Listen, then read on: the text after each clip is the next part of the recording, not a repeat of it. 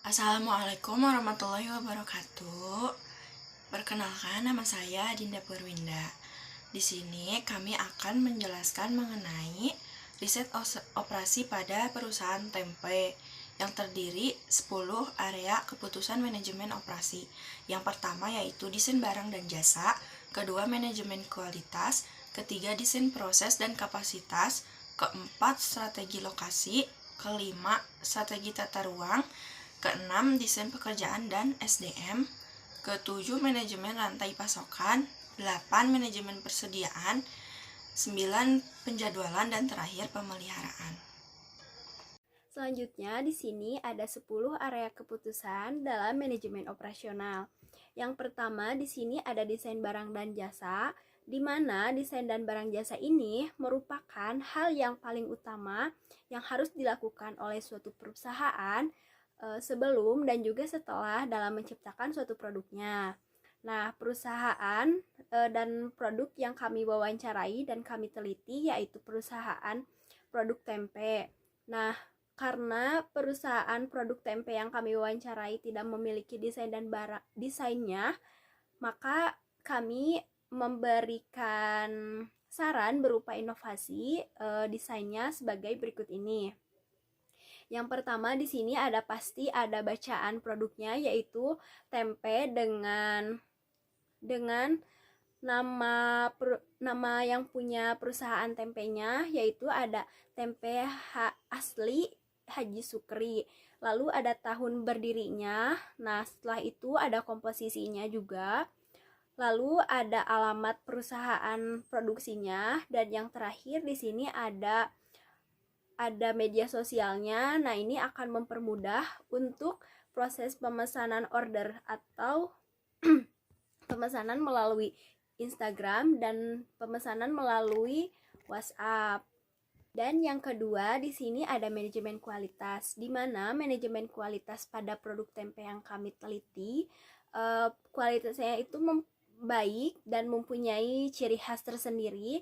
Yang pertama, pastinya berwarna bersih dan merata pada permukaannya, lalu memiliki tekstur yang homogen dan kompak, serta berasa baunya itu tercium aroma khas tempenya. Pada desain proses dan kapasitas, itu menentukan seberapa baik barang dan jasa yang dihasilkan dalam menjalankan manajemen terhadap teknologi, kualitas, SDM, dan investasi modal yang spesifik yang menentukan struktur biaya dasar perusahaan. Yaitu pada perusahaan tempe meliputi perendaman, penggilingan, pencucian, perebusan, pendinginan, penambahan ragi, pengemasan, dan fermentasi. Pada masing-masing tahapan memiliki tujuan yang berbeda-beda. Setiap tahapan akan memicu proses fermentasi yang terjadi pada tempe kedelai. Pada kapasitas pembuatan tempe, setiap harinya diperlukan 40 kg kacang kedelai. Dalam pemilihan lokasi, yaitu menentukan di mana lokasi perusahaan akan beroperasi dengan penilaian terkait pendekatan dengan pelanggan. Pada perusahaan tempe ini cukup strategis karena perusahaan tempe berdekatan dengan pemukiman warga. Selain itu, berdekatan dengan sekolah yang dimana banyak orang tua yang mengantarkan anaknya sekolah. Assalamualaikum warahmatullahi wabarakatuh. Perkenalkan, nama saya Dina Witriani, NPM 112113006. Di sini saya akan menjelaskan tata ruang lokasi dan sumber daya manusianya. Untuk tata ruang lokasi, ukuran tata ruang tidak terlalu besar, dan ketika kita memasuki pintu, kita langsung bisa melihat proses pembuatan tempe. Di depan pintu itu kita bisa melihat proses pengemasan serta di pinggir pintu masuk yaitu gudang penyimpanan kedelai, dan setelah kita melihat tempat untuk pengemasan di sebelah tempat pengemasan itu ada untuk pencucian dan pengolahan kedelai. Terus untuk tata letak ruang ini, kondisinya sangat kurang higienis, karena atapnya langsung menuju langit-langit, tidak ada penutup, jadi langsung genting. Terus untuk bawahnya itu masih menggunakan tanah, tidak lantai, dan proses pembuatan juga masih kebanyakan menggunakan alat-alat tradisional. Setelah itu sumber daya manusianya, yaitu pegawai-pegawai yang ada di perusahaan tempe tersebut, yaitu 3 karyawan dan 1 kepala produksi. Untuk sumber daya manusianya, karyawannya itu diambil dari keluarga pemilik tempe tersebut, karena tempe tersebut merupakan usaha keluarga. Baik, terima kasih. Di sini saya akan memaparkan materi selanjutnya, yaitu rantai pasok dan juga persediaan. Rantai pasok pabrik tempe Bu Haji Sukri yang berada di Desa Giri Asih, pemasok pertamanya yaitu petani, lalu ke pabrik dan ke konsumen.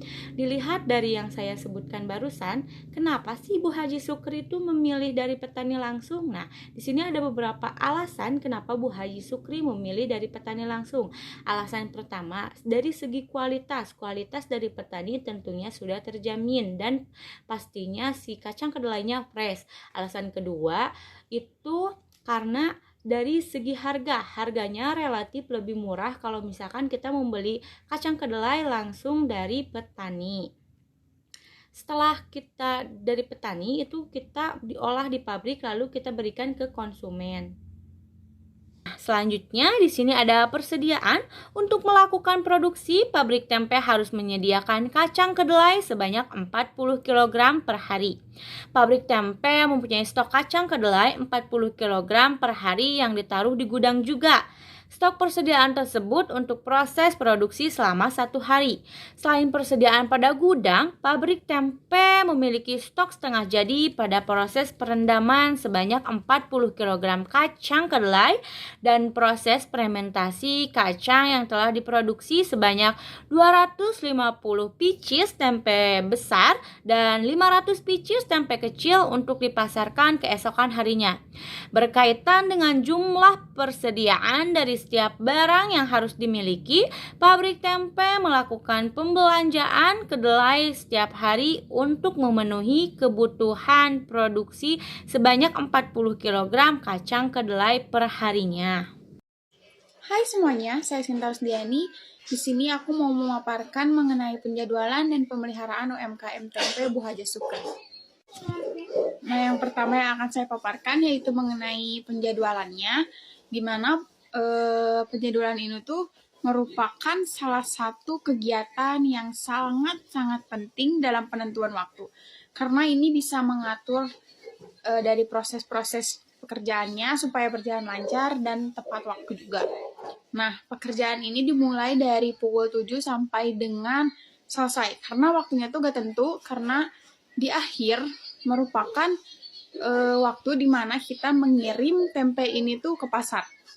Nah, baik, yang pertama kita mulai dari pukul 7 sampai dengan pukul 9 pagi, di mana ini merupakan waktu untuk perebusan kacang dan penyaringan.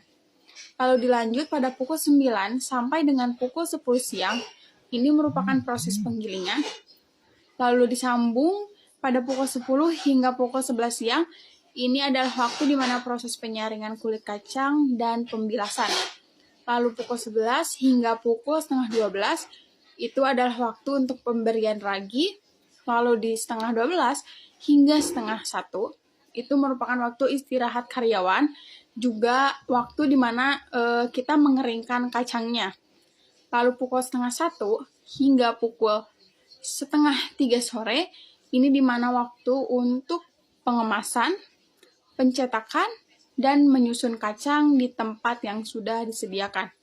Lalu di pukul setengah 3 sampai dengan selesai, kayak yang tadi aku sebut, kenapa di sini nggak ditentuin waktunya? Karena kita nggak tahu sampai jam berapa kita masukin tempe ini ke pasar. Nah, baik, berikutnya ke pemeliharaan. Nah, pemeliharaan di pabrik tempe ini dilakukan secara rutin setiap hari. Karena yang dibersihkan gitu, yang dipelihara di sini supaya terawat, itu tuh barang-barang yang sering kali digunakan setiap harinya. Kayak misalnya alat-alat yang dipakai ngerebus gitu. Kalau udah digunakan, kita langsung bersihkan dan disimpan di tempatnya, supaya ketika besoknya akan digunakan lagi, kita tuh nggak susah nyarinya di mana gitu. Kita udah tahu tempat-tempatnya di mana. Jadi teratur gitu. Nah, selain itu, kita juga memadamkan kayu bakarnya. Apakah ini udah padam apa belum? Dipastiin lagi gitu. Karena di UMKM pabrik Bu Haja Sukri ini, kita masih secara tradisional, yang artinya kita harus mastiin banget nih kayu udah padam apa belum, supaya aman juga untuk karyawan dan pabriknya juga. Sekian pembahasan mengenai 10 keputusan area manajemen operasi pada perusahaan tempe. Mohon maaf apabila ada kekurangan dan kesalahan. Wabillahi taufiq walhidayah. Wassalamualaikum warahmatullahi wabarakatuh.